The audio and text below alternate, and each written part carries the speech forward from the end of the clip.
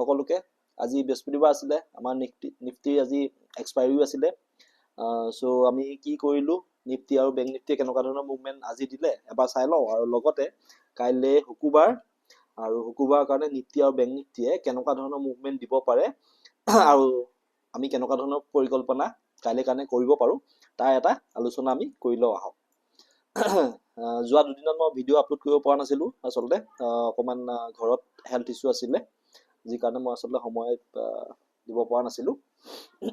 so সেইটো কাৰণে দুটা দিন মই আপলোড কৰিবই নোৱাৰিলো আচলতে ভিডিঅ' এদিন এটা বনাইছিলো কিন্তু সময় নহলে আচলতে আপলোড কৰিবলৈ যা কি নহওক আজি আচলতে 25,000 ওপৰতে নিফটিয়ে ওপেনিং দিলে যেটো আমাৰ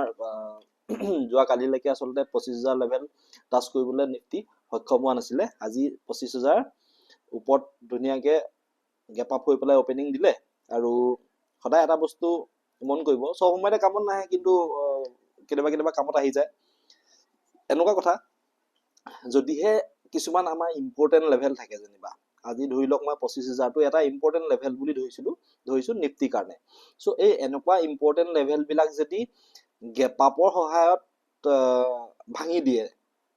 গেপ আপ হৈ পেলাই যদি ভাঙি দিয়ে তেতিয়া হলে এনেকুৱা হয় যে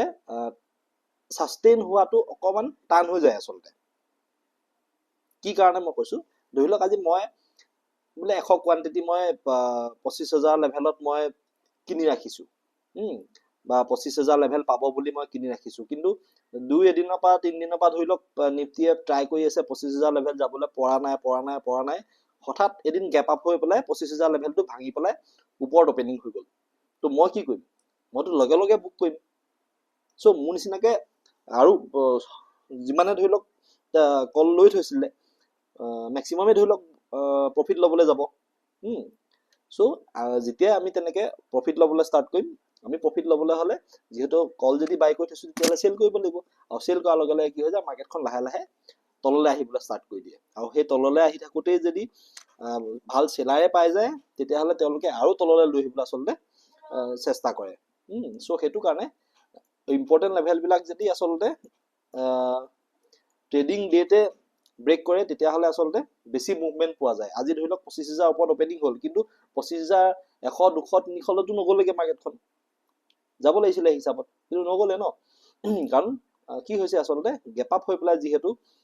মাৰ্কেটখন সেই ডাঙৰ 25,000 লেভেলটো ব্ৰেক কৰিছিলে সো সেইটো কাৰণে বিশেষ তাৰ ওপৰত যাবলৈ যি মানে নতুন বায়াৰ প্ৰয়োজন আছিলে সেইখিনি নাপালে বা তেনেকুৱা কোনো ধৰণৰ নিউজ ফ্লো হৈ থকা নাছিলে যে ইমান তেনেকুৱা বায়াৰ আহি যাব কিন্তু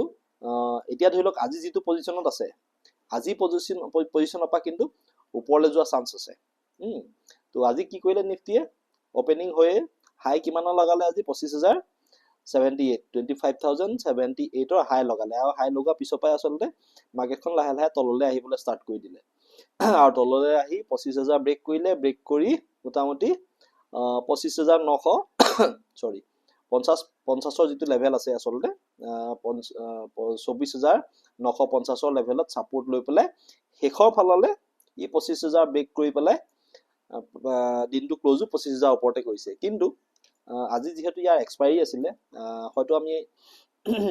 ডাঙৰ মুভমেন্ট আশা কৰিছিলো ওপৰ ফালে হওক বা তলৰ ফালে হওক কিন্তু কোনো ধৰণৰ ই মুভমেন্ট নিদিলে আজি সাইডৱেজে যোৱা নিচিনা হ'ল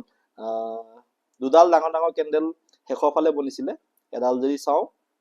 এটো 240ত আৰু শেষৰ ফালে 3-5 এডাল কেন্ডেল এই দুডাল কেন্ডেল বাদ দি পেলাই বিশেষ তেনেকুৱা বাইং সাইডত তো তেনেকুৱা হেভি কেন্ডেল একো বনা নাই কিন্তু ডাউন সাইডত অলপ মুভমেন্ট পাইছিলে হৰুৱা কমকে হলো ইমান তেনেকুৱা খাস নহয় আচলতে 50-60 পইণ্টৰ মাজতে আচলতে ঘুৰা-ঘুৰি কৰি থাকিলে গুটে দিনটো সো হেতু কাৰণে আচলতে বেছিকে থিতা দিকে হৈ পেলাই যাকে অপচন যিমান প্ৰিমিয়াম আছিল জিৰো হৈ গল এতিয়া আজি যদি চাও মই বাৰু পাৰ্সোনালি আজি ট্ৰেড কৰা নাই আজি যদি চাও নিফটিত জুনে জুনে অপশন বাইং আজি কৰিছিলে যদিহে এই হেখৰ ফালে 950 সাপোৰ্ট লৈ পেলাই কোনোবাই কল সাইডে বাইং কৰিছিলে তাহাঁতৰ কথা নকওঁ বা তেওঁলোকৰ কথা ক'বলৈ নাযাওঁ কিন্তু বাকি ওভাৰঅল দিনটোত যদি অপশ্যন বাইং কোনোবাই কৰিছে মানে আপসাইডে তেতিয়াহ'লে তেওঁলোকেতো প্ৰফিট মষ্ট প্ৰবেবলি পোৱা নাই ঠিক তেনেকে ডাউন সাইডেও যদি কোনোবাই প্লেনিং কৰিছে বহুত বিশেষ তেনেকুৱা কোনো ধৰণৰ মানে মুভমেন্ট নাই কাৰণ 25,000 পৰা খুব বেছি 50 পইণ্টে ইন্ডেক্স ডাউন হৈছে আৰু খুব বেছি 10-20 পইণ্ট 20 পইণ্টে 25 পইণ্টে ধৰকচোন 20-25 পইণ্টে খুব বেছি পাব পাৰিছে চাগে মষ্ট প্ৰবেবলি সো সেইটো কাৰণে বিশেষ তেনেকুৱা অপৰচুনিটি থকা মাৰ্কেট আজি দিনটো নাছিলে আচলতে এতিয়া কাইলে কাৰণে যদি চাও কি হ'ব পাৰে ব্লেক ফ্ৰাইডে যদি হৈ নাযায় তেতিয়াহ'লে কাইলে যদি আমি আপসাইডে প্লেন কৰো যদিহে আমি কাইলে আপসাইডে প্লেন কৰিবলগীয়া হয় তেতিয়াহ'লে আমি মিনিমাম দেই মই মাৰ্ক কৰিছো মিনিমাম এই যিটো লেভেল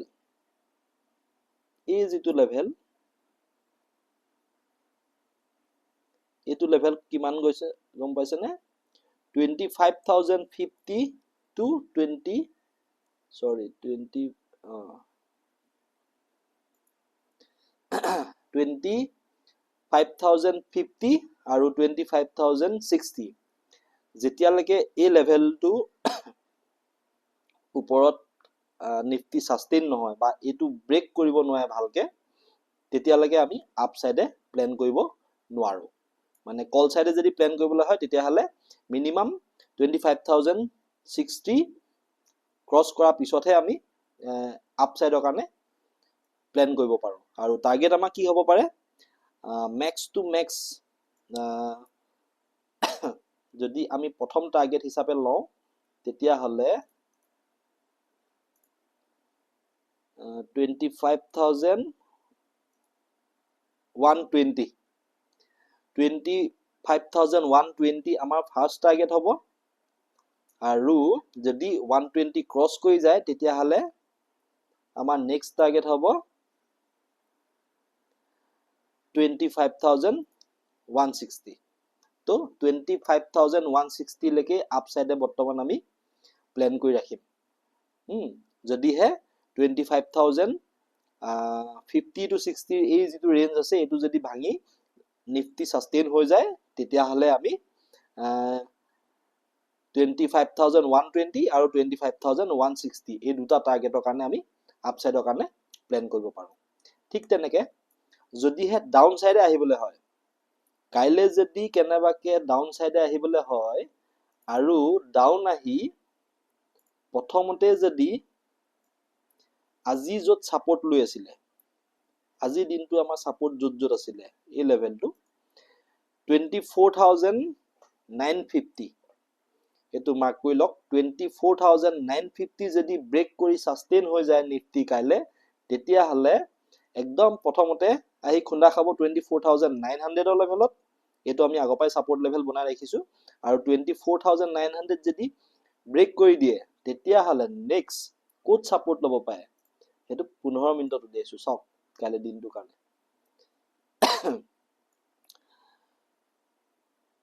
24,900 যদি ব্ৰেক কৰি দিয়ে তেতিয়া হলে নিফটি আহি কোড ৰব পাৰিব